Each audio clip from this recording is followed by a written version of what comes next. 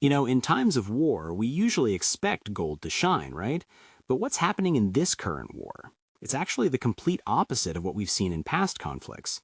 Think back to the start of the Russia-Ukraine war. Gold prices actually rose about 5% in those first 2 weeks, before eventually declining. And similarly, when the war in Gaza began, gold also increased, even gaining around 1% in its second week. However, as the US-Israeli-Iranian war escalated, this precious metal, gold, it didn't rise as so many expected. Instead, it dropped sharply from the very first trading day after the war began, losing more than 10% of its value in that first week, its worst weekly decline in over 40 years. Now, this might seem like a shocking contradiction, right?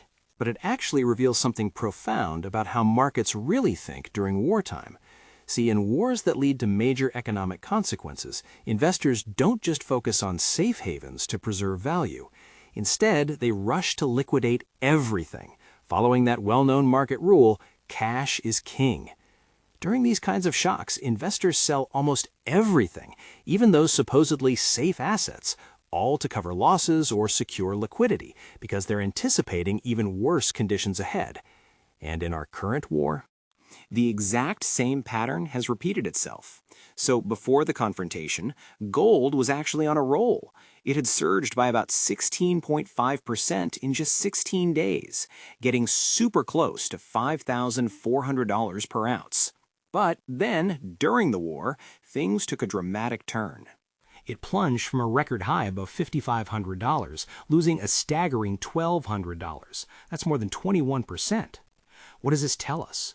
Well, it suggests that markets had already factored in all those expected outcomes and economic consequences before the war even began. Here's how it works. When there's a higher risk of energy disruption and oil prices start climbing, guess what? Fears of inflation absolutely skyrocket. And when inflation fears grow, expectations for U.S. interest rate cuts usually decline. The result?